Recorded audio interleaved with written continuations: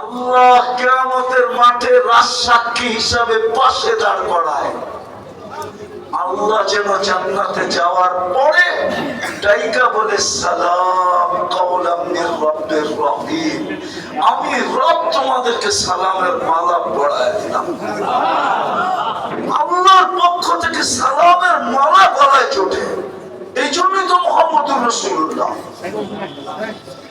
সাল্লাল্লাহু আলাইহি ওয়াসাল্লাম, এই জন্যই তো কষ্ট। নাইলে ক্ষুধার্ত দুনিয়ার থেকে কেন যাবেন? ওই সময়ও কান্না। জিবরিল জিজ্ঞাসা করছে এখনো কাঁদেন? বলছে ফামান লিবাদি লিউম্মতি, জিবরিল কাঁদবো না কেন? চলে তো যাবো আল্লাহর সান্নিধ্যে, আর কোনোদিন তো ফিরে আসা যাবে না, কিন্তু আমার উম্মতকে কে দেখা রাখবে? আমার উম্মতকে। ফামান লিবাদি লিউম্মতি, আল্লাহ জবাব পাঠাইছে লা আতরুকু উম্মাতাকা ফারদা, আপনার উম্মতকে আমি একা ছাড়বো না, আমি দেখা রাখবো। আজকে আল্লাহ দেখা রাখতেছে, নাইলে কসম খোদা মুসলিম দুনিয়া ব্যতীত কোন দুনিয়া চায় না মুসলমান দুনিয়াতে থাকুক। যদিও ওরা জানে না মুসলমান দুনিয়ার থেকে উঠবে, পর মুহূর্তে একটা হুকুম আসবে ফানফাক, আল্লাহ বলবে ফুদে, সারা জগৎটাকে মাটির সাথে মিশায় দেয়, কিয়ামত হয়ে যাবে। কিন্তু দুনিয়ার কেউ চায় না, কেউ চায় না মুসলমান থাকুক। সবাই চায় ইসলাম লিবা যাক। কোরআনও বলে ইউরিদুনা আন ইউতফিউ নূরাল্লাহ, দুনিয়া চায় ইসলাম মিটা যাক। আল্লাহ বলতেছে আল্লাহু মুতিম্মু নূরিহি, আল্লাহ বলে এটাকে আমি জিন্দা রাখবো, আমি জিন্দা, আমি এটাকে জ্বালায় রাখবো। আজকে মুসলমানের দুরবস্থা, আমার জাতির লিডারদের দুরবস্থা, শুধু আমার জাতির না, মুসলিম জাতির লিডারদের দুরবস্থা। 60টা মুসলিম দেশ, 250 কোটি মুসলমান, 70% দুনিয়ার ধন সম্পদ মুসলমানের পায়ের নিচে। দুনিয়ার সমস্ত ফেমাস ব্যাংকগুলা চলে মুসলমানের টাকা দিয়া, দুনিয়ার সমস্ত ব্র্যান্ড ব্যবহার করে মুসলমান। খোদার কসম, এই মার্কেটের মালিক বসা, মোবাইল মনে হয় এখনো হাতেই আছে, নেটেরও সংযোগ আছে, না থাকলে মনে হয় এখানে ওয়াইফাইও আছে। একটু এখানের ভিতরে সার্চ করে দেখো বিল গেটসের একটা প্যান্টের দাম কত। দেখেন তো, দেখেন না, দেখেন না, দেখেন না, আছে, নেটে আছে। বিল গেটসের একটা প্যান্টের দাম কত, সবচেয়ে দামি প্যান্ট কত লেখা আছে। আমি রাজি না বলতেছি না, $300 উপরে পাবেন না, 300 টাকার উপরে। চ্যালেঞ্জ আপনার সাথে। কিন্তু বাংলাদেশে পাবেন যুবক বাপের হোটেলে বৈশা 2.5 লাখ টাকার মোবাইল চালায়, 3 লাখ টাকার মোবাইল চালায়, 12 লাখ টাকার বাইক চালাইতে চায়। মুসলমানের চেয়ে দামি ব্র্যান্ড কেউ ব্যবহার করে না। আমাকে বুঝাইতে হবে না, আমাকে বুঝাইতে হবে না। আমার জন্য গাজীপুর চৌরাস্তা যেরকম, দুনিয়ার উন্নত বিশ্ব এরকম। আলহামদুলিল্লাহ, আমি অহংকার করে বলতেছি না, আমার জন্য এরকমই, আমার জন্য এরকমই, বিশ্বাস করেন। হইতে পারে আমি গাজীপুর থেকে ফিরত যাওয়ার পথে গাড়ি বাড়ির দিকে না যায়, এয়ারপোর্টের দিকে ঢুকে যাবো, আমি উঠে চলে যাব।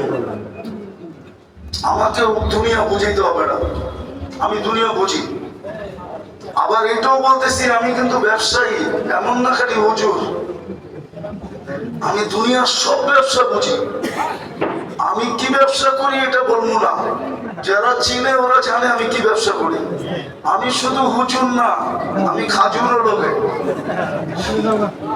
আমি দুনিয়া বুঝি, আমাকে বুঝাইতে হবে না।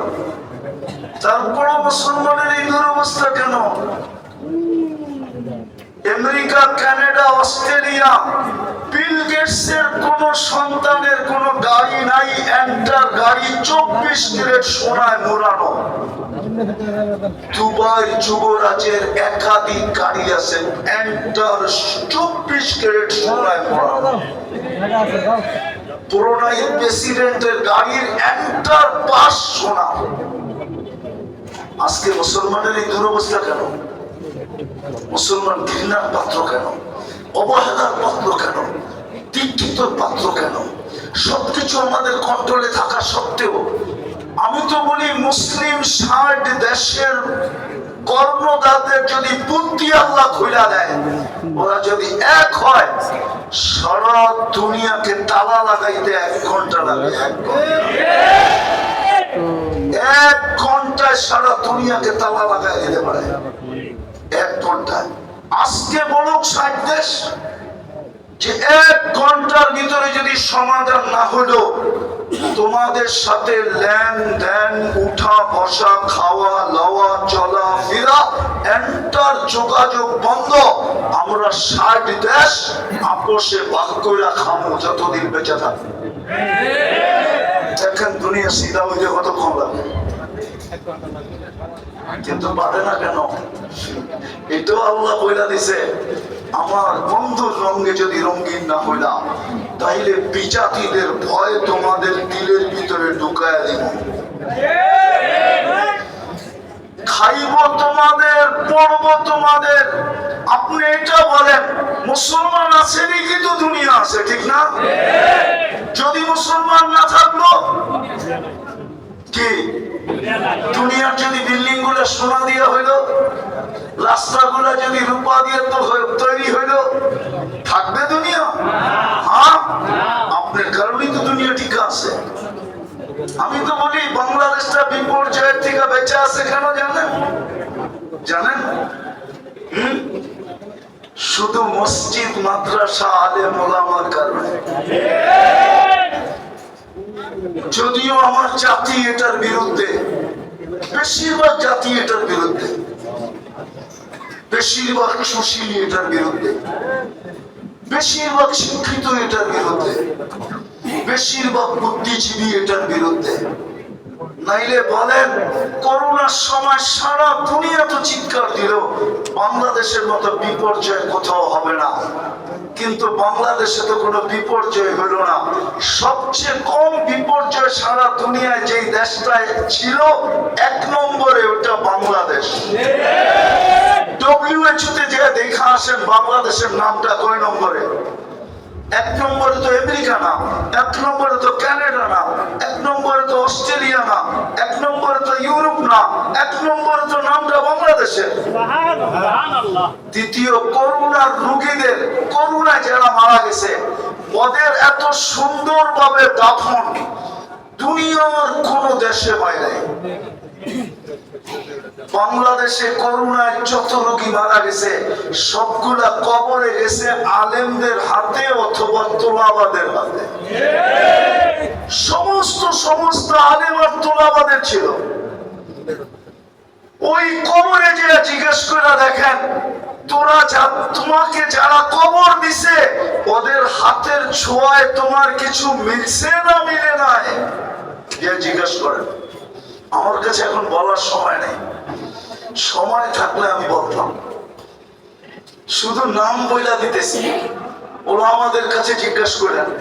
আব্দুর রহমান হাফফার, সিরিয়ার একজন 1000 বছর আগের একজন আলেম আছে, আব্দুর রহমান হাফফার, নেটে নাম পাবেন। হাফফার অর্থ হল কবর খোদক, কবর খোদাই করত। দামেস্কের কবর খোদাই করত, ফ্যামিলিগত কবর খোদক। ওই বেটায় বুড়া বয়সে আলেম হয়েছে কেন? আবার যুগ শ্রেষ্ঠ আলেম, আবার শব্দ কিতাব লেখা গেছে। ওর জীবনী পড়া দেখেন ও বুড়া বয়সে আলেম হইল কেন? এই জন্যই আমি বলছি, কবরে যে জিজ্ঞেস করেন, তোমাদের যে আলেম ওলামা কবরে নামাইলো, দাফন কাফন করলো, তোমরা এটার কোন সুবিধা পাইলে কি পাইলে না? কবরে যায় জিজ্ঞাসা করেন। তো বাংলাদেশ বাঁচা আছে তিন কারণে: মসজিদ, মাদ্রাসা, হক্কানি আলেম ওলামা। আপনার কাছে আমার ঘরে সিসি ক্যামেরার মনিটরিং নাই, আলেমদের ঘরের সিসি ক্যামেরার মনিটরিং আপনার কাছে নাই। আপনি আমাকে সারা দিন দেখছেন, আপনি রাত্র 3টার সময় দেখেন নাই আমি কি করি, 3টার সময় আলেমরা কি করে এটা আপনি দেখেন নাই। 40,000-এর উপরে হেফজোখানা, রাত্র সকাল সুবে সাদেক হওয়ার 1 ঘন্টা আগে ওঠে, লাল সবুজের পরিধিটাকে প্রথম আধ্যাত্মিক সুরক্ষার চাদর দিয়ে ঢাকে, তারপরে আল্লাহর কালাম পড়তে বসে। আমি একটা প্রমাণ দিব, প্রমাণ। বাংলাদেশের জন্ম লগ্ন থেকে এই পর্যন্ত যতবার হাই পাওয়ারের ভূমিকম্প আসছে, 5-এর থেকে নিয়ে 7 পর্যন্ত যত ভূমিকম্প আসছে সবগুলা শেষ রাত্রে আসছে, একটাও দিনে না, সন্ধ্যায় না, সবগুলো শেষ রাত্রে। আপনি চেক করেন যে আজকে বাড়িতে কেন? ওই যে 40,000 হেফজোখানার ছেলেরা আধ্যাত্মিক সুরক্ষার চাদর দিয়ে লাল সবুজের পরিধি ঢাকা দেওয়ার পরে আল্লাহ বলছে, যা দেওয়ালে বল মারলে যেরকম ডাইনে আর বামে স্লিপ কাটে, অথবা যে মারে পিছনের দিকে রিপিট হয়, বাংলাদেশে ভূমিকম্প আসে কিন্তু কোনো বিপর্যয় হয় না। হইলে ডাইনে হয়, নাইলে বামে হয়, না হলে পিছনে ফিরত যায়। আজ পর্যন্ত আমাদের দেশে কোনো বিপর্যয় হয় নাই। 7.8 ভূমিকম্প পর্যন্ত বাংলাদেশে আসছে। হ্যাঁ হ্যাঁ, আরেকটু আগে নিয়ে যাবো। হ্যাঁ, আরেকটু আগে নিয়ে যাবো। 8 পয়েন্ট ভূমিকম্প বাংলাদেশে আসছে, মাত্র 3 জন মারা গেছে, তাও নিজে ইচ্ছা করে লাভ দিয়ে মরছে ভয়ের ঠেলায়। উঠান নেট দেখেন আমারটা মিলে। অথচ গত ডিসেম্বরের আগের ডিসেম্বরে তুর্কিতে সেম ক্যাটাগরির ভূমিকম্প আসছিল 7.8, 1.5 লক্ষ লোক মারা গেছে, একটা শহর মাটির সাথে মিশা গেছে। বাংলাদেশে বিপর্যয় হয় না, বিধায় আমি শেষ জায়গায় চলে আসছি। পায়ে হাত দিয়া বলি, মুহাম্মদুর রাসূলুল্লাহ আসছিলেন আমাদেরকে দামি বানানোর জন্য। এটাই হুকুম ছিল, আমার বন্ধুর রঙে রঙিন হও। হেদায়েত তোর তালাশ করতে হবে না, হেদায়েত তোকে তালাশ করতে হবে না, হেদায়েত তোকে তালাশ করে গলায় মালা পড়ায় দিবে। কিন্তু কোরআন এটাই বোঝায়, হেদায়েত তোমার চাইতে হবে না, বন্ধুর রঙে রঙিন হও। যিনি আজকে কবরেও আমাদের জন্য চোখের পানি জড়ায়। আবুল সামারকান্দি রহমতুল্লাহ লেখছেন, আমি লিখি নাই, কবর থেকেও নাকি উঠবে কাঁদতে কাঁদতে আর বলবে, জিবরিল আইনা উম্মতি, আমার উম্মত কোথায়? ময়দান তো খালি, ডাইনে দেখি তো উম্মত দেখি না, বামে দেখি তো উম্মত দেখি না, সামনে দেখি তো উম্মত দেখি না, পিছে দেখি তো উম্মত দেখি না। দেখবে তো দেখবে কোত্থেকা? সর্বপ্রথম তো কবরের মাটির থেকে, জমিন থেকে ওনাকেই উঠানো হবে, ওনার আগে কাউকে উঠাবে না। আল্লাহ জিবরিলকে হুকুম দিবে, নাফখায়ে সানিয়ার পরে আর জিবরিলকে হুকুম দিবে, যাও আমার বন্ধুকে মাকামে মাহমুদে নিয়ে আসো। জিবরিল আলাইহিস সালাম আসবে, রওজায়ে আতহারে মোর মারবে আর বলবে, ইয়া হাবিবুর রহমান। আল্লাহর বন্ধু উঠেন, কিন্তু উঠবে চোখে থাকবে পানি, মুখে থাকবে চিৎকার, জিবরিল উম্মত কোথায়? আজকে উম্মত নবীর আদর্শ ছিলেন না, কি পায় হারায় গেলেন এই সামান্য দুনিয়া, হারায় গেলেন। ছেড়ে দিলেন আখিরাত, হারায় দিলেন জান্নাত, হারায় দিলেন নবীর আদর্শ। হায়, আমি তো আমার সমাজ দেখি আর একা একা কাঁদি। যে সামান্য একটা ইউনিয়ন পরিষদের চেয়ার পাওয়ার জন্য আমার সমাজের মানুষগুলা জান দিতে রাজি, জান নিতে রাজি, স্ত্রীকে বিধবা করতে রাজি, সন্তানদেরকে এতিম করতে রাজি, তাজা বুকের রক্ত ঢেলা দিতে রাজি, রক্তের গঙ্গা বয়া দিতে রাজি। কিন্তু কিয়ামতের দিন তো আমাদের নবীজি মাকামে মাহমুদ পাবে। ওলামা বলো বসে দেখবে কিনা? এখানে তো তাকাসুস আছে, বলো বসে দেখবে কিনা? বসবে না তো। চেয়ারের হাতের উপরে হাত রেখা, হাত দিয়া হাতলের উপরে হাত রেখা দাঁড়ায় থাকবেন, আল্লাহ বলবে বসেন। অথচ দুইটা চেয়ারই আল্লাহ কুদরত দিয়ে বানাইছিলেন, একটা নিজের জন্য, একটা বন্ধুর জন্য। একটার নাম কুরসি, একটার নাম মাকামে মাহমুদ। ফাতাহাজ্জাত বিহি নাফিলাতান লাক আসা আইয়াবাসা রাব্বুকা মাকামান মাহমুদা। হায় হায় হায় হায়। বলবে বসবেন না কেন? বলবে যে তিন জায়গায় ছুটবে, ও বসে তো বসে কি কইরা? ওলামাদের পায়ে হাত দিয়ে জিজ্ঞাসা করি, তিন জায়গায় ছুটবে তো ছুটবে কার জন্য? হাসানের জন্য, হুসাইনের জন্য, ফাতেমার জন্য, আলীর জন্য, নিজের ফ্যামিলির জন্য, কুরাইশের জন্য, না চাচার জন্য, না মার জন্য, না বাবার জন্য, না মক্কাবাসীর জন্য? কার জন্য দৌড়াবে? হাসান হুসাইনের জন্য তো দৌড়াবে না। অথচ কলিজার টুকরা তো ছিল, কি ছিল? কলিজার চোখের মনি। আল্লাহ রাসূলের দুনিয়ায় তো এইটাই ছিল, হাসান হুসাইন আর আলী রাদিয়াল্লাহু তাআলা আনহু মেয়ে উম্মে কুলসুম। তিনটাই তো ওনার দুনিয়া ছিল, আর তো কিছু ছিল না। হায় হায় হায়। ওই হাসান হুসাইন নানাকে এসে জিজ্ঞাসা করতেছে, নানা আপনি উত্তম না আমরা উত্তম?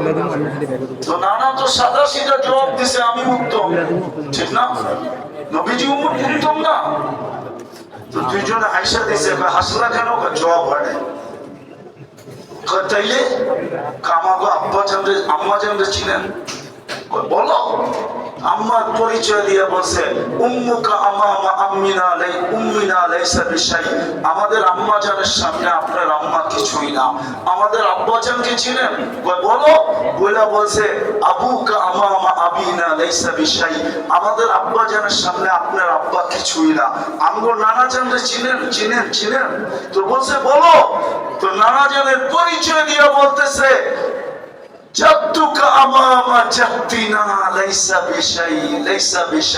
আমাদের নানা জানের সামনে আপনার নানা কিছুই না, কিছুই না, কিছুই না। আল্লাহ রাসূল উঠায়া চুমা দিয়ে বলতেছে, মেনে নিলাম তোমরা এদিক দিয়ে উত্তম। तुमको माँ सय्यदतु निसाई अहले जन्नah, আমার মা তো সয়্যিদাতু নিসাই আহলে জান্নাহ না। তোমাদের বাপ তো আলিউল মুর্তাজা, আমার বাপ তো আব্দুল্লাহ, তোমাদের নানা জান তো দুজাহানের বাদশা। ওই হাসান হুসাইনের জন্য চোখের পানি জড়াবে না। ওলামা বলুক ১৬ লক্ষ নবী পর্যন্ত নফসি নফসি করবে, না মাকে চাবে, না পরিবার চাবে, না সন্তান চাবে। ফেরেশতা পর্যন্ত সাল্লিম সাল্লিম করবে, আল্লাহ বাঁচা। পরিস্থিতি বড় ভয়াবহ। জিবরিল পর্যন্ত মাটিতে পড়বে আর বলবে রব্বি সাল্লিম সাল্লিম, আল্লাহ বাঁচান। দুচোখের হুঙ্কার শুনে জিবরিল পর্যন্ত কেঁপে উঠবে। কিন্তু এক ব্যক্তি যে কাঁপবে না, যার মুখে কোনো শব্দ থাকবে না, শুধু একটাই শব্দ থাকবে, রব্বি উম্মতি উম্মতি উম্মতি উম্মতি। রব আমার উম্মত, রব আমার উম্মত, আমার উম্মত, আমার উম্মত। যে উম্মতি উম্মতি বলে চিৎকার দিকে তিন জায়গায় ছুটবে, চেয়ারে বসে দেখবে না, হাউজে কাউসারে ছুটবে, পিপাসিত উম্মতকে পানি পান করাবে। মিজানে ছুটবে, পাল্লা সামনে না ঝুঁকলে হাত উঠায় দিয়ে দাঁড়ায় থাকবে। আমা কুলতানি সালফতুনা, আমা কুলতানি শাফি তুশাফা, আমা কুলতানি সাউফা ইউতিকা রাব্বুকা ফাতারদা, আমা কুলতা লা ইউহসিকা ফি উম্মতি। আপনি কি এটা বলেন না যে আমি চাইলে দিবেন, বললা তো সামনে চোখে না। ওই উম্মত আজকে নবী ছেড়া দিছে। যুবক তোর পায়ে হাত দিয়ে বলি, এত বড় হিতাকাঙ্ক্ষী নবীকে ছাড়লি কি করে? নারী নবী ছাড়লো কি করে এত বড় হিতাকাঙ্ক্ষীকে, যে কিয়ামতের মাঠে চিৎকার দিবে, অথচ ফেরেশতা পর্যন্ত জমিনে পড়বে আর বলবে সাল্লিম সাল্লিম। হায়, আমি পারতেছি না আমার জাতিকে বুঝাইতে। শুক্রবারের রাত্র একটু দোয়া করে দেন, আমিন বইলা দেন যে আল্লাহ আমাকে এরকম কিছু দেন, আমি আমার জাতিকে নবী বুঝাইতে পারি, নবী চিনাইতে পারি। বলেন না আমি আল্লাহ চিনাইতে পারি। হায় হায়, না আল্লাহ চিনলাম না নবী চিনলাম না, জান্নাত চিনলাম, কি পায়া হারায় গেলাম। কোরআন তো এটাই চিৎকার দেয় বাজারে সারাদিন, আরাদিতুম বিল হায়াতিদ দুনিয়া, আরাদিতুম বিল হায়াতিদ দুনিয়া। এই সামান্য দুনিয়া পায়া পাইতাম যদি নিউ ইয়র্কের মতো, তাইলেও তো মনকে বুঝাইতাম।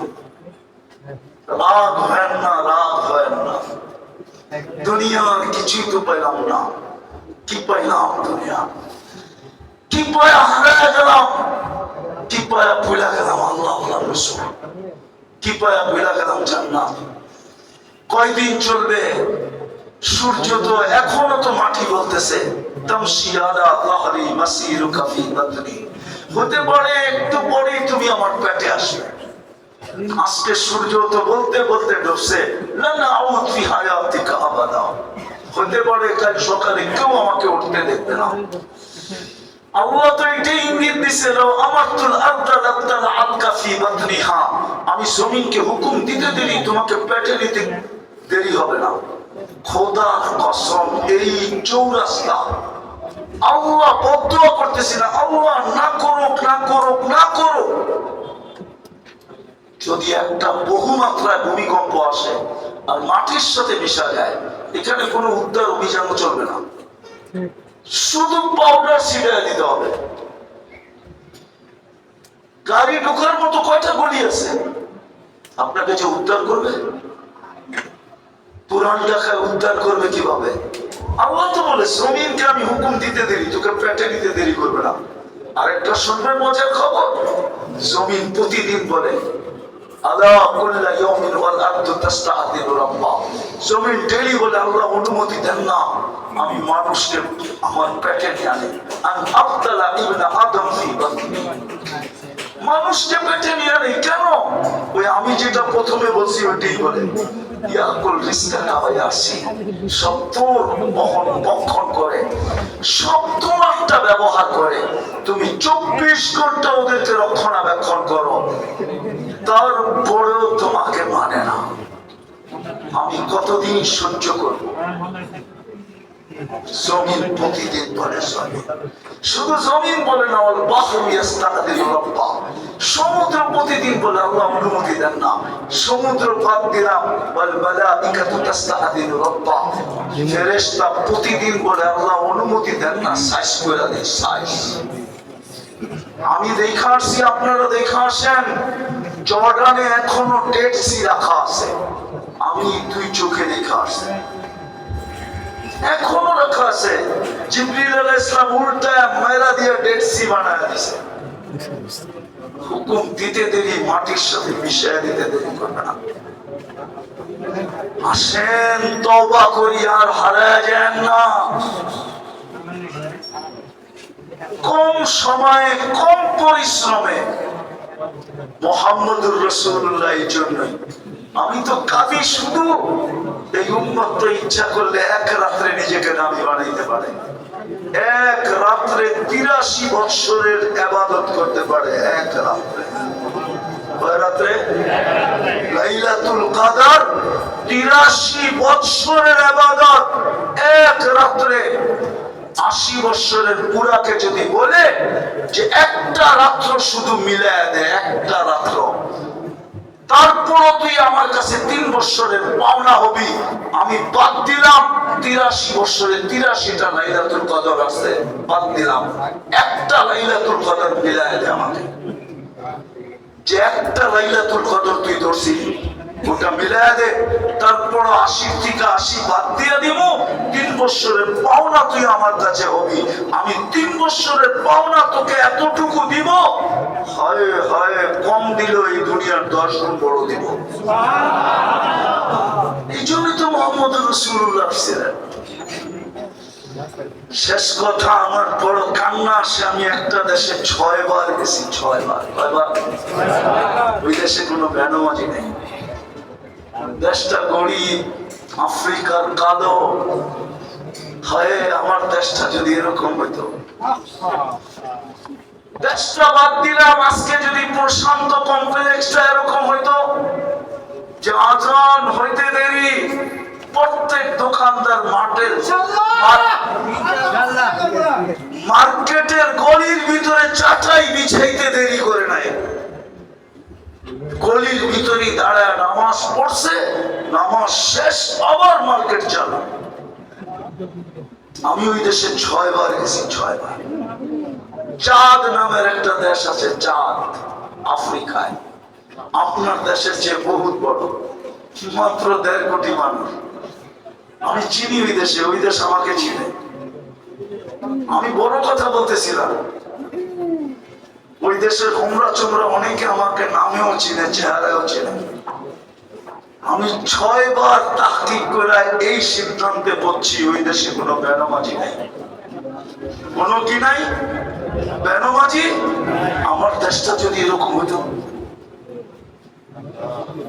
ব্যবসায়ীরা যদি কমসে কম এরকম হতো যে আজান হইল বাজারের ভিতরে চাটাই বিছায়া যাবে, নামাজ শেষ, সুন্নত বাদেই দিলাম, ফরজটাই বলবো, তারপরে বাজার চললো।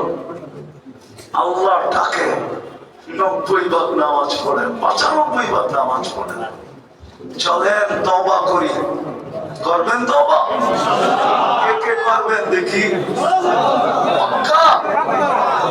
শুক্রবারের রাত্র তাহলে বলেন আল্লাহ অতীত থেকে তওবা করলাম। আল্লাহ রাসূলের একটা সবচেয়ে বড় আদর্শ, একটা যদি ধরতে পারেন তাহলে মনে করবেন ১০০ আদর্শ আপনি ধরে ফেলছেন। সেটা হলো নামাজ। আজকের থেকে নামাজ ছাড়বো না। পাক্কা ওয়াদা? হ্যাঁ। আমার নাইলে নিজের হিসাব নিজেকে মিলাইয়া দিতে হবে। একটা হিসাবও মিলাইয়া দিতে পারবেন না। একটা নেয়ামতের প্রমাণ দিব, দৃষ্টি শক্তি একটা নেয়ামত। বলেন তো আজ পর্যন্ত কতবার দেখছেন, কি কি দেখছেন? বলেন বলেন, পারবেন মিলিয়ে দিতে? পারবেন? এক এক দৃষ্টি সে যেরকম যুবকরা ছবি তুলে ফ্লাশ হয়, ফ্লাশ চিনেন? ফ্লাশ চিনেন? কি লাইট মারে, ঠিক না? আপনি যখন তাকান তো ২৬ কোটি ক্যামেরা ফ্লাশ হয়, ফ্লাশ। আপনার ২ চোখে ২৬ কোটি ক্যামেরা, যার কারণে আপনি দেখেন, নাইলে দেখতেন না। ফ্লাশ হয়, একটা মিলাইয়া দিতে পারবেন না। খোদার ওয়াস্তে নামাজ ধরেন, হতে পারে সবকিছু মিলা যাবে, অটোমেটিক মিলা যাবে। ধরবেন? আল্লাহ আমল করার তৌফিক দান করেন। ওয়া আলাইনা ইল্লাল বালাগ।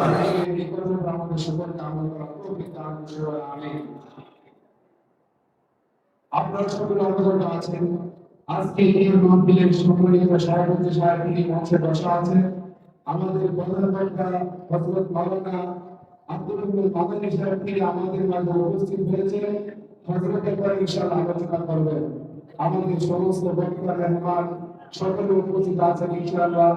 আমরা এখনো চাই উপস্থিত ঘোরাফেরা করছি, মেহরবানি করে আজকে এই জান্নাতি বাগান মাহফিলে চলে আসুন। বলতেন মুস্তানসি দিনের আলো কারার অন্ধকারে জ্বলেছে ভালো, সেই কণ্ঠ শুনবো আজ বার রঙের করে আসুন বসে যায় সবাই নীরব চিত্ত ভরে।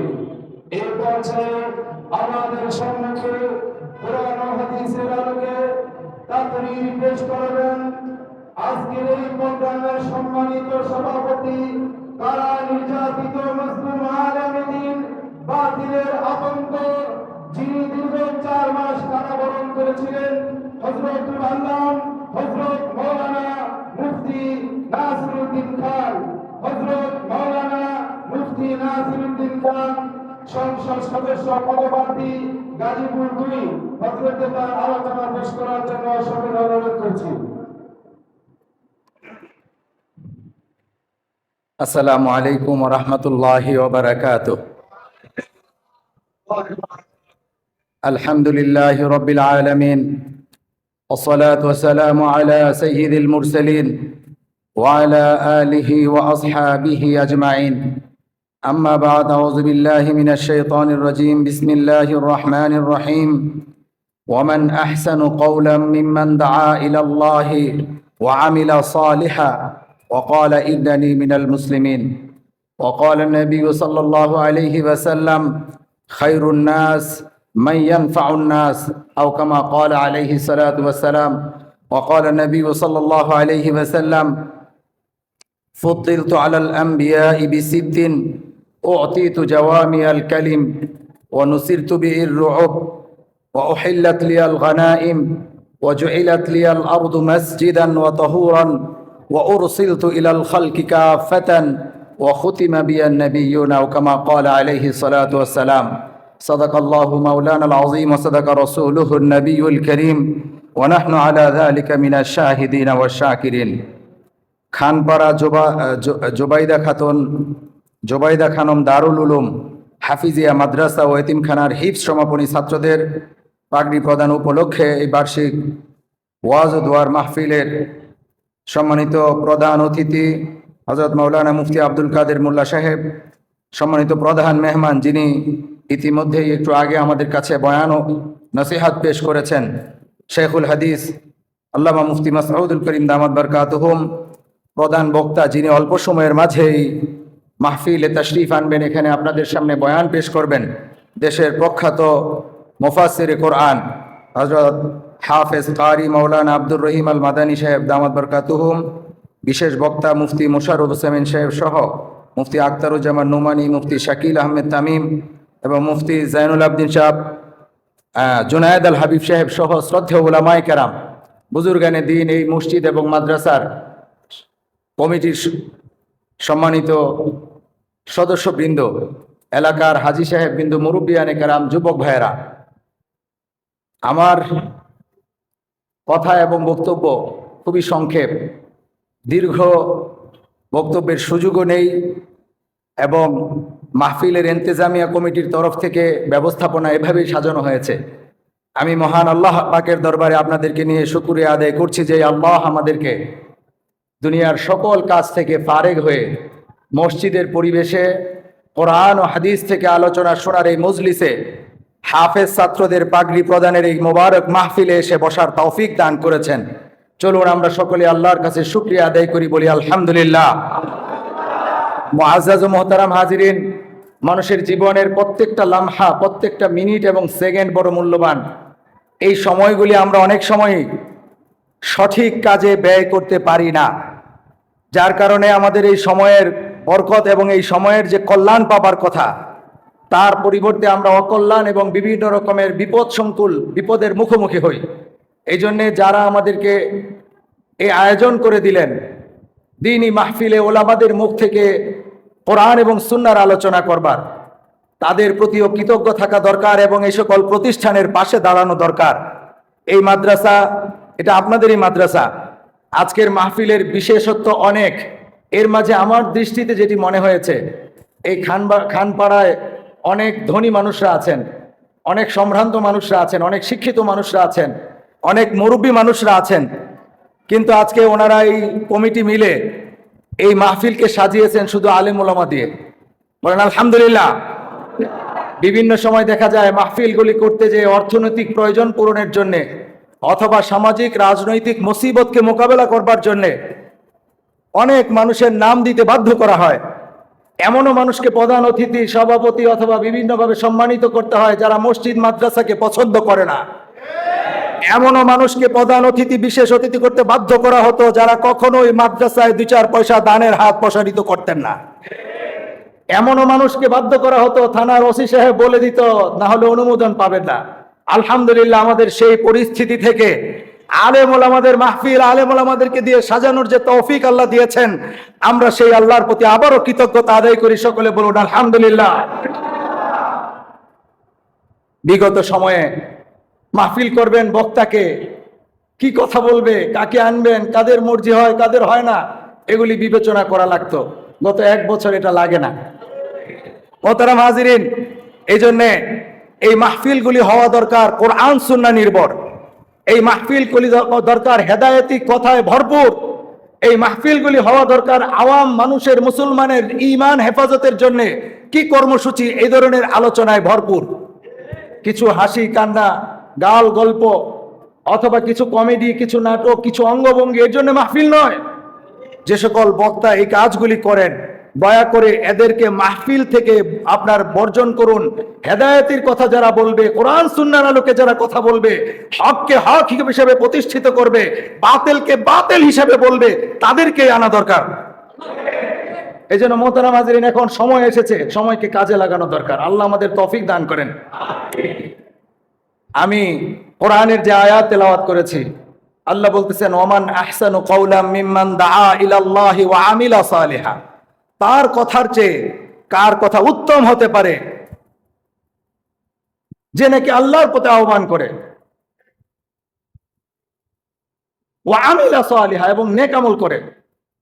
অতএব যে সকল বক্তা মানুষকে হেদায়েতের কথা বলে, ফরজ নামাজের ইহতিমাম করে না, মানুষকে আমলের কথা বলে, নিজেরা আমলের সাথে জড়িত না, মিথ্যা বলে, ফাসিকি করে, ধোঁকা দেয়, অথবা আপনার বিভিন্ন সময়ে সামাজিক অন্যান্য কাজে নিজেদের ব্যক্তিগত স্বার্থ সিদ্ধির জন্য কোরআন সুন্নাহকে ভায়োলেট করে, তাদেরকেও আপনার মাহফিল থেকে বর্জন করা দরকার। আমরা আলেমদের দায়িত্বশীল, আলেমদের নেতা এই হিসেবে আমাদের আলেম ভাইদের সাথে আমাদের চলাফেরা বেশি। এমনও বক্তার খবর জানি, এক মাহফিল থেকে আরেক মাহফিলে, আরেক মাহফিল থেকে আরেক মাহফিলে যেতে এশার নামাজ মাঝখান দিয়া শেষ, রাতের শেষ ভাগে ঘুমালেন, ফজরের নামাজ ঘুমের মধ্যে শেষ, অথচ সুর ভালো, মানুষ এদেরকেও শোনে। উচিত নয়। এই যে এই আয়াত অনুযায়ী আল্লাহর পথে যে ডাকবে তার আমলও ঠিক থাকতে হবে। ওমান আহসানু কাওলাম মিম্মান দাআ ইলাল্লাহ, যে আল্লাহর পক্ষে ডাকে, ওয়া আমিলা সালিহা, নেক আমল করতে হবে। শেখ সাদি রহমতুল্লাহ তো বলেছেন, ইলমে চান্দা আঁকে বেশতর খানি, চু আমল দর নিস্ত না দানি, না মুহাক্কিক বুয়াত না দানিশমন্দ, 4 পায়ে বড় কিতাবে চাঁদ। তুমি যদি আলেম হও আর আমল না থাকে, তাহলে তোমার উপমা হলো এই জড় পদার্থের মতো। যেমনি ভাবে এই টেবিলের উপর কোরআন শরীফ রাখলে যে অবস্থা, বাংলা কিতাব বই রাখলে একই অবস্থা। কোরআনের কোনো অনুভূতি এই টেবিলের নাই, বাংলা বইয়ের অনুভূতিও নাই। ঠিক তুমি ইলম অর্জন করছো, আমল করো না, তাহলে তোমার উপমা হলো এই জড় পদার্থের মতো। কোনো মুহাক্কিক আলেমও হইতে পারলা না, না কোনো দানিশমন্দ বা জ্ঞানী হইতেও পারলা না। এই জন্য আল আলিমু মান আমিলা বিইলমিহি, প্রকৃত আলেম তো তাকে বলা হবে যে তার ইলম অনুযায়ী আমল করে। আল্লাহ আমাদেরকে যা জানি, যতটুকু জানি, এই ইলম অনুযায়ী আমল করার তৌফিক দান করেন, বলুন আমিন। এই জন্য এখানেও ইহতিয়াত করা দরকার। ওমান আহসানু কাওলাম মিম্মান দাআ ইলাল্লাহি ওয়া আমিলা সালিহা ওয়া ক্বালা ইন্নানি মিনাল মুসলিমিন, এবং বলে আমি মুসলমানদের অন্তর্ভুক্ত। এই বলার অর্থ কি? তাওহীদ, তাওহীদে খালিস, আল্লাহর একত্ববাদের পূর্ণ বিশ্বাস। আসসালামু আলাইকুম ওয়া রাহমাতুল্লাহ। আমাদের আজকের অনুষ্ঠানের সম্মানিত প্রধান অতিথি, জীবন হজ গ্রুপ বাংলাদেশের সম্মানিত এমডি এবং একাধিক মাদ্রাসার প্রতিষ্ঠাতা মুহতামিম, ডেগের চালা মাদ্রাসার সিনিয়র শিক্ষক আলহাজ হযরত মাওলানা মুফতি আব্দুল কাদের মোল্লা সাহেব উপস্থিত হয়েছেন। আমরা ওনাকে মারহাবা জানাই, বলুন মারহাবা। মোহতারাম হাজিরিন, যে কথা বলতেছিলাম, আল আলিমু মান আমিলা বিইলমিহি, আলেম তো তাকেই বলা হবে যে তার ইলম অনুযায়ী আমল করে। ইলম অনুযায়ী আমল না করলে আক্ষরিক অর্থে আলেম বলা গেলেও, আক্ষরিক অর্থে আলেম বলা গেলেও হাকিকতান আলেম হবার জন্য যে গুণাগুণ দরকার ছিল এটা নাই। এই জন্য অনেক সময় বড় মাহফিল হয়, কত লোক হয়েছে এর বিবেচনা হয়, ইউটিউবে বক্তৃতা আছে কিনা, ভাইরাল বক্তা কিনা, এগুলি খোঁজা হয়। উচিত নয়। দেখেন আপনার এলাকায় সবচেয়ে বড় কওমি মাদ্রাসা কোনটা আছে, এটার বুখারীকে পড়ায় ওনাকে আনেন। কথা যদিও সুর ঢং থাকবে না, অঙ্গভঙ্গি থাকবে না, কিন্তু ওই কথার মাঝে হেদায়েত আছে, ওই কথার মাঝে নূরে, ওই কথার মাঝে দিলে আসর করবার মতো শক্তি আছে। যাদের ইবাদত থাকবে, শেষ রাতের কান্না থাকবে, তাদের কথায় দিলে আসর করবে। বলে হুজুর এটা বাছাই করবো কেমনে, সবাই তো দেখি বড় পাঞ্জাবি টুপি পাগড়ি, এ দিয়ে বাছাই করা যাবে না। বাছাই করার হলো আপনার ক্ষেত্রে শারীরিক চিকিৎসার শৈল চিকিৎসক ডাক্তার বাছাইয়ের জন্যে। আপনি তো গ্রামের খালি মহল্লার ফার্মেসি ডাক্তারের উপর ডিপেন্ড করেন না, আপনি তো পপুলারে গিয়ে খুঁজেন, ল্যাবেডে খুঁজেন, ইউনাইটেডে খুঁজেন, এখানে না হইলে ভ্যালোরে চলে যান, সিঙ্গাপুরে চলে যান। তাহলে শারীরিক চিকিৎসার জন্যে এত ফিকির, এত মশওয়ারা, এত মেহনত, যে আপনার শরীরটা কিভাবে ভালো হবে, রোগ কিভাবে দূর হবে, এই জন্য এত খোঁজাখুঁজি। আপনার ঈমান শুদ্ধ করবার জন্যে, আপনার কলব পরিশুদ্ধ করবার জন্যে কতটুকু ফিকির করেছেন, কয়জনের সাথে মশওয়ারা করেছেন। আপনি যদি এই মেহনত করেন যেটা শরীরের জন্য করছেন, আপনার রুহের ইসলাম মেহনত যদি খুঁজতে থাকেন, অবশ্যই সেই কাঙ্ক্ষিত ব্যক্তিটি, সঠিক আলেমটি পেয়ে যাবেন ইনশাআল্লাহ। ঠিক না? ঠিক। কারণ আমাদের দেশে এখন কওমি মাদ্রাসা, আলিয়া মাদ্রাসার অধিক, এত বেশি পাড়ায় পাড়ায় আলেম ওলামা আছেন। এদের থেকে মশওয়ারা নিয়ে আপনি সর্বোচ্চ চলে যেতে পারবেন আপনার নাজিরহাট বড় মাদ্রাসার মুহতামিম জুনায়েদ বাবুনগরী সাহেব হুজুরের মামা, এখন যিনি হেফাজতের সভাপতি, মহিবুল্লাহ বাবুনগরী, আল্লাহু আকবার, অনেক বড় মাপের আলেম। আল্লামা শাহ আহমদ শফি সাহেব, শাইখুল আরব আল আজম, কুতুবে মিল্লাত সৈয়দ হুসাইন আহমদ মাদানী রহমতুল্লাহ আলাইহি খলিফা ছিলেন, কত বড় আলেম। আল্লামা নূর হোসেন কাসিমি রহমতুল্লাহ আলাইহি, মুফতি ফজলুল হক রহমতুল্লাহ, ফজলুল হক আমিনী রহমতুল্লাহ আলাইহি, শেখুল হাদিস আল্লামা আজিজুল হক রহমতুল্লাহ আলাইহি, শেখ বশির উদ্দিন শেখে বাগা সিলেটের, শেখ আমিন উদ্দিন শেখে কাতিয়া, হযরত মাওলানা শেখ আব্দুল মুমিন শেখ ইমামবাড়ি মাদানী রহমতুল্লাহ আলাইহি খলিফা ছিলেন। বাইতুল মুকাররমের খতিব, সাবেক খতিব হযরত মাওলানা ওবায়দুল হক রহমতুল্লাহ আলাইহি বড় আলেম ছিলেন। বর্তমান সময়েও আমাদের আশেপাশে, আমাদের আশেপাশের জেলায়, ঢাকায়, রাজধানীতে, চিটাগাঙ্গে বহুত বড় বড় মাশায়েখরা আছেন, খুঁজলে পেয়ে যাবেন। আল্লাহ আমাদেরকে ওই মাশায়েখদের কাছে যেয়ে আমাদের আত্মার পরিশুদ্ধি, দেহের সুস্থতার পাশাপাশি কলবের সুস্থতা, ট্রিটমেন্ট নেওয়ার তৌফিক দান করেন। এই জন্য এই আয়াতে যেটা আল্লাহ বলেছেন, তার কথার চেয়ে উত্তম কথা কার হতে পারে, যে আল্লাহর পথে ডাকে এবং নেক আমল করে আর বলে আমি মুসলমানদের অন্তর্ভুক্ত। আল্লাহ আমাদের কথায়, কাজে, আমলে মিল রাখার তৌফিক দান করেন। ইত্তিবায়ে সুন্নত, রাসূলের সুন্নতের অনুসরণ, ইত্তিবায়ে সুন্নত। এখন সুন্নতের অনুসরণ করতে যে আবার বিদআতকে সংমিশ্রণ করে ফেলে। বিদআতকে সংমিশ্রণ করা যাবে, কোনো মাজারে মান্নত করা, কোনো মাজারে যে নিজের সুস্থতা তলব করা, কোনো মাজারে যে সন্তান চাওয়া, গায়রুল্লাহর কাছে প্রত্যাশা করা শিরিক। আল্লাহ তাআলা এই শিরিক থেকে আমাদের হেফাজত করেন, বলেন আমিন। ঈমান তিন জিনিসের নাম, তাসদীক বিল জিনান। প্রথম ইকরার বিল লিসান, মুখে বলতে হবে লা ইলাহা ইল্লাল্লাহ মুহাম্মাদুর রাসূলুল্লাহ, মুখে বলতে হবে ইকরার বিল লিসান। মুখে স্বীকৃতি দিতে হবে আল্লাহ এক, প্যারা নবী, আখিরে নবী, সৈয়দুল মুরসালিন, খাতামুন নবিয়্যিন জনাবে মুহাম্মদুর রাসূলুল্লাহ সাল্লাল্লাহু আলাইহি ওয়াসাল্লাম সর্বশ্রেষ্ঠ এবং সর্বশেষ নবী এবং রাসূল। এটা মুখে স্বীকার করতে হবে, ইকরার বিল লিসান। তাসদীক বিল জিনান, অন্তরে বিশ্বাস করতে হবে। অনেক হিন্দু মানুষও যারা ধর্ম নিয়ে কিছু জানাশোনা, দেখবেন মুসলমানের কালিমা বলে ফেলে, তাই বলে সে মুমিন হয়ে যাবে না। এটা মুখে স্বীকার করলেও তাসদীক বিল জিনান, অন্তরে বিশ্বাস নাই, যার কারণে মুখের স্বীকার উক্তিতে তাকে মুমিন বলা যাবে না। মুমিন হইতে হলে মুখে যেভাবে কালিমাকে বলতে হবে, অন্তরে ওইটা বিশ্বাস করতে হবে যে আল্লাহ এক, আল্লাহ ছাড়া কোনো মাহবুদ নাই, মুহাম্মদুর রাসূলুল্লাহ সাল্লাল্লাহু আলাইহি ওয়াসাল্লাম আল্লাহ তাআলা কর্তৃক প্রেরিত নবী এবং রাসূল। এই দুই জিনিসও শেষ হয়ে যাবে না। আমল বিল আরকান, কাজে পরিণত করতে হবে। যে এই জিনিসকে আমি বিশ্বাস করলাম আল্লাহ এক, যে এই জিনিসকে আমি বিশ্বাস করলাম রাসূল সাল্লাল্লাহু আলাইহি সাল্লাম আল্লাহর প্রেরিত নবী এবং রাসূল, এটা আমার কাজে কর্মে ফুটে উঠতে হবে।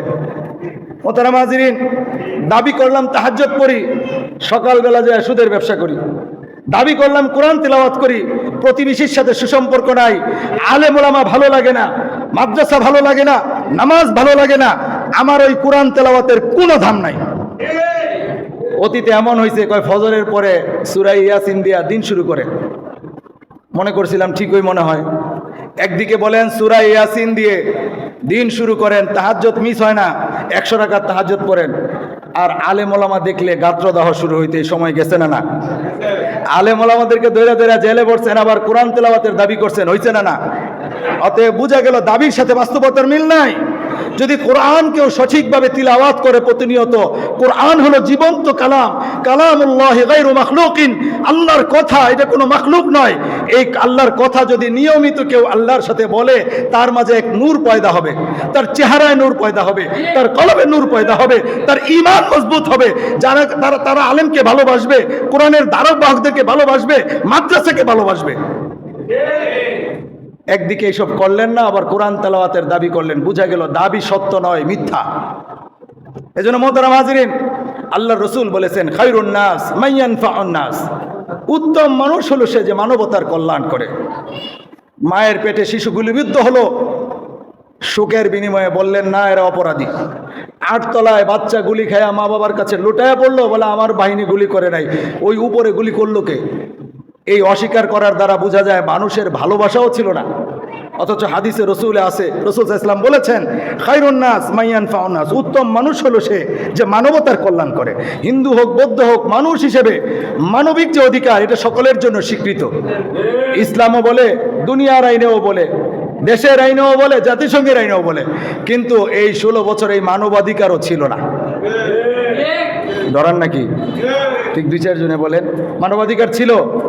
যদি থাকতো তাহলে যেই ছাত্রগুলা মারা গেল, সংসদের মতো গুরুত্বপূর্ণ সংরক্ষিত এরিয়ায় ভার্সিটির ছেলেদের আইডি কার্ড ঝুলানো গণকবর পাওয়া গেল, কারা দিল?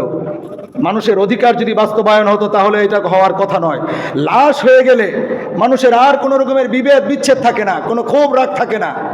আপনারা দেখেছেন ওই গত 24-এর বিপ্লবের সময়টায় মানব সন্তানের লাশগুলি ভ্যান গাড়িতে করে ময়লার বাগারে ফেলে দেওয়ার জন্য পশুর মতো করে নিয়ে যাওয়া হয়েছে।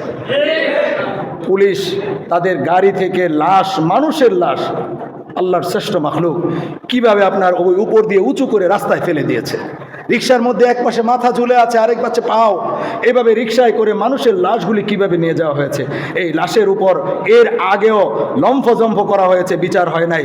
এগুলারও বিচার না হলে ভবিষ্যতে আবার এই পশুত্ব চর্চা হবে। আল্লাহর রসুলের হাদিস, যে নাকি মানুষের কল্যাণ সাধন না করে সে হাইওয়ানের অন্তর্ভুক্ত, সে মানুষ হতে পারে না। এই জন্য মোহতারাম হাজিরিন, সকল অন্যায়েরও বিচার হওয়া দরকার, এগুলি চিরতরে বন্ধ হওয়া দরকার। মোহতারাম হাজিরিন, রাসূল সাল্লাল্লাহু আলাইহি ওয়াসাল্লাম বলেছেন ফুদ্দিলতু আলাল আম্বিয়া বিসিত্তিন, 6 কারণে 6 বিষয়ে আমাকে নবীদের উপর শ্রেষ্ঠত্ব দেওয়া হয়েছে। ওতিতু জাওয়ামিআল কালিম, আমাকে জাওয়ামিআল কালিম এই সিফত দেওয়া হয়েছে, অল্প কথায় অনেক মানা বুঝাবার ক্ষমতা।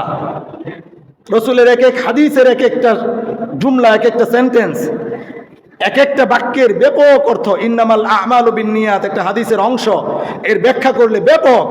এজন্য অল্প কথায় অনেক মানাদার লফজ বুঝাবার ক্ষমতা রসুলকে অন্য নবীদের বেশি দেওয়া হয়েছে। অন্য নবীদের তুলনায় আমাদের নবীর বেশি ছিল। অনুসিরতু বির-রু'ব, রসুলের চেহারায় সৌন্দর্যের পাশাপাশি রু'ব, দ্বীনি প্রভাব, দুশ্মনের দিলের মাঝে রসুলের চেহারার মধ্যে বিশেষ কিসিমের রোগ করত। ইমানদারের কলবের মাঝেও রসুলের চেহারা থেকে বিশেষ কিসিমের প্রভাব বিস্তার হইতো। ঠিক না বেঠিক? এই জন্য হযরত ওমর একবার এসে বলতেছেন, ইয়া রাসূলুল্লাহ, মসজিদে নববীতে বসা ছিলেন, বের হয়ে গেছেন, ফিরে এসছেন, এসে বলতেছেন, ইয়া রাসূলুল্লাহ আল উমারু কদ নাফাকা, আল উমারু কদ নাফাকা, ওমর মুনাফিক হয়ে গেছে। বলে কি বলো? বলে ইয়া রাসূলুল্লাহ, আপনার দরবারে যতক্ষণ বসা ছিলাম আমার দিলের হালত, ইমানের হালত, দিনের হালত যা ছিল, বের হয়ে যাওয়ার সময় আমার ইমানের নূর মনে হয় কমে গেছে, আমার মনে হইতেছে আমি মুনাফিক হয়ে গেছি। এর মানে রসুলের দরবারে যতক্ষণ বসা থাকতেন সাহাবায়ে কেরাম, রসুলের চেহারার কারণে তাদের দিলের মাঝে ইমানি রু'ব আর ইমানি মুহাব্বত আর উলফত এটা ঢেলে যেত। ঠিক না বেঠিক? কাফেরের অন্তরে রোগ পয়দা হইতো। রসুল শুয়ে রয়েছেন, উন্মুক্ত তরবারি নিয়ে রসুলকে হত্যার উদ্দেশ্যে বের করেছেন। রসুল ঘুমায় রয়েছেন গাছের নিচে, কোনো বডিগার্ড নাই, দুনিয়ার বাদশা, আখেরাতের বাদশা, দুজাহানের সর্দার শুয়ে রয়েছেন একলা একলা।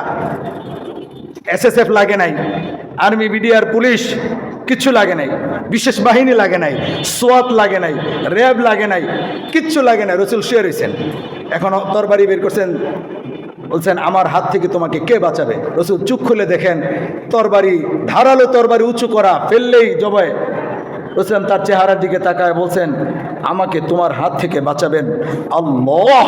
এই কথা বলার সাথে সাথে তার কলবের মাঝে এই রোগ তৈরি হয়েছে, হাতের তরবারির কম্পন শুরু হয়ে গেছে, দেহর কম্পন শুরু হয়ে গেছে, তরবারি হাত থেকে পড়ে গেছে। রসুলের পায়ে লুটায়া পড়ে বলে ইয়া রসুল আল্লাহ, আমাকে ইমানের কালিমা পড়ায় দেন, আমাকে ইমানের কালিমা পড়ায় দেন। সুবহানাল্লাহ। তাহলে রসুলের চেহারার রব মুমিনের উপর যেমন ছিল, সাহাবায়ে কেরামের উপর যেমন ছিল, কাফেরের দিলের মাঝেও ছিল। হযরত ইউসুফ আলাইহিস সালামকে আল্লাহ সৌন্দর্য দিয়েছিলেন, আরো নবীদেরকেও সৌন্দর্য দিয়েছিলেন, কিন্তু অন্য নবীদের তুলনায় সৌন্দর্যের পাশাপাশি চেহারায় রব আমাদের নবীকে আল্লাহ বেশি দিয়েছেন। ওয়াহিল্লাত লিয়াল গানাইম, গনিমতের মালকে যুদ্ধে অংশগ্রহণকারী সাহাবায়ে কেরাম এবং যারা অংশগ্রহণ করেন নাই তাদের জন্য হালাল করছেন। এই জন্য বিভিন্ন যুদ্ধে পরিত্যক্ত সম্পদ, উট, বকরি, খেজুরের বাগান, আরো আসবাব, আসলিহা, এগুলি মুসলমান নিজেদের জন্য হালাল ছিল। এই জন্য মোহতারাম হাজিরিন, এরপরে রাসূল সাল্লাল্লাহু আলাইহি ওয়াসাল্লাম বলছেন ওয়াজুইলাত লিয়াল আরদু মসজিদান ওয়া তাহুরান, সমস্ত দুনিয়াকে আল্লাহ তাআলা আমার জন্য, আমার উম্মতের জন্য মসজিদ বানাইছেন, সিজদা দেওয়ার উপযুক্ত এবং সিজদা দেওয়ার জন্য পবিত্র বানাইছেন, মসজিদান ওয়া তাহুরান। মোহতারাম হাজিরিন, প্রধান বক্তা চলে এসেছেন, আমার কথাও শেষ দিকে, এই কথা বলে শেষ করছি। রাসূল সাল্লাল্লাহু আলাইহি সাল্লামের জন্য, আমাদের জন্য নামাজ যদি পড়ি মসজিদে হয়ে যাবে, ঘরে পড়ি হয়ে যাবে। আমরা যদি নামাজ সাফিনা বা কিস্তিতে পড়ি হয়ে যাবে, প্লেনে পড়েন হয়ে যাবে। আপনি রাস্তায়, মাঠে, ঘাটে যেখানে নামাজ আদায় করেন, এই নামাজ আদায় হয়ে যাবে। নির্দিষ্ট ইবাদতখানায় যাইতে হবে এই শর্ত নাই। ওয়াউরসিলতু ইলাল খালকি কাফাতান, পঞ্চম শ্রেষ্ঠত্বের কারণ হইল আল্লাহ রসুল বলতেছেন আমাকে পাঠানো হয়েছে সমস্ত মাখলুকাতের নবী কইরা। এর অর্থ কি? আল্লাহ তাআলা যত নবী এবং রাসূল প্রেরণ করেছেন সকলকেই কোনো ভাষার জন্য, কোনো গোত্রের জন্য, কোনো ভূখণ্ডের জন্য প্রেরণ করেছিলেন, কিন্তু আমাদের নবীকে আল্লাহ শুধু মানুষের নবী করে পাঠান নাই, মুসলমানের নবী করে পাঠান নাই, বরং শব্দটা বড় ব্যাপক। হাদিসে বলা হয়েছে, রাসূল বলেছেন ওয়াউরসিলতু ইলাল খালকি কাফাতান ওয়াউরসিলতু ইলান নাসি কাফাতান ওয়াউরসিলতু ইলাল মুসলিমিনা কাফাতান, সমস্ত মুসলমানের লেগা পাঠাইছি, মানুষের লেগা পাঠাইছি, এটা বলেন নাই, বলছেন সমস্ত মাখলুকাতের লেগা পাঠাইছি। এর অর্থ কি? তবলিগওয়ালা ভাইরা একটা মোটা দাগে কথা বলে, আমরা দু চোখে যা কিছু দেখি এবং না দেখি সব মাখলুক, আল্লাহ ছাড়া মাখলুক কিছুই করতে পারে না আল্লাহর হুকুম ছাড়া। আল্লাহ সব করতে পারেন মাখলুক ছাড়া, বলে কি বলে না? এর মানে আসমান মাখলুক, জমিন মাখলুক, জান্নাত মাখলুক, জাহান্নাম মাখলুক, সূর্য মাখলুক, চন্দ্র মাখলুক, জিন্নাত মাখলুক, ফিরিস্তা মাখলুক। আল্লাহ ছাড়া আর যত মাখলুক আছে সমস্ত মাখলুকাতের নবী হলেন মুহাম্মদুর রাসূলুল্লাহ সাল্লাল্লাহু আলাইহি সাল্লাম। এজন্য আমাদের নবী মানুষেরও নবী, মুসলমানেরও নবী, জিন্নাতেরও নবী, ফেরেশতারও নবী, জান্নাতেরও নবী, জাহান্নামেরও নবী, আসমানেরও নবী, জমিনেরও নবী, সূর্যেরও নবী, চন্দ্রেরও নবী। আমাদের নবীর এই নবুয়তের পরিধি হলো সবচেয়ে ব্যাপক, ঠিক না ঠিক? শেষ হলো অখুতিমা বিয়ান নবিয়্যুনা, রাসূল সাল্লাল্লাহু আলাইহি ওয়াসাল্লাম বলেন অন্য নবীদের তুলনায় আমাকে শ্রেষ্ঠত্ব দেওয়ার ষষ্ঠ কারণ হলো আমার দ্বারা নবুয়তের সিল মোহর বানানো হয়েছে আমাকে দিয়ে। আমি নবুয়ত এবং রিসালাতের সর্বশেষ নবী এবং রসুল। এজন্য মোহতারাম হাজিরিন, রসুলকে মুহাম্মদ সাল্লাল্লাহু আলাইহি ওয়াসাল্লামকে শুধু নবী মানা, রসুল মানা যথেষ্ট নয়, রসুলকে শেষ নবী এবং শেষ রসুল মানতে হবে। কাদিয়ানীরা এটা মানে না, এই জন্য আমরা বলি কাদিয়ানীরা কাফের। মুসলমান মাত্রই রসুলকে নবীও মানতে হবে, শেষ নবীও মানতে হবে, রসুলও মানতে হবে, শেষ রসুলও মানতে হবে। আল্লাহ তাআলা আমাদেরকে এই কথাগুলি বুঝে এর উপর চলবার, আমল করবার, আগামী দিনে এই দেশ সাজাবার, জালেমের বিরুদ্ধে যেভাবে ঐক্যবদ্ধ হয়েছি ভবিষ্যতে ঐক্যবদ্ধ থাকার তৌফিক আল্লাহ দান করেন। আমি আমাদের জমিয়ত উলামায়ে ইসলাম এবং হেফাজতে ইসলামের নেতৃবৃন্দের সিদ্ধান্তে, ওনাদের নির্দেশনা মতে গাজীপুর 2 আসনে ওনাদের তরফ থেকে আগামী জাতীয় নির্বাচনে প্রার্থী হওয়ার জন্য ওনারা সিদ্ধান্ত দিয়েছেন। ওলামায়ে কেরামের সিদ্ধান্ত শিরোধার্য মনে করে আমরা আমাদের সীমিত সাধ্য এবং সীমিত সামর্থ্যের মধ্য দিয়ে চেষ্টা করছি।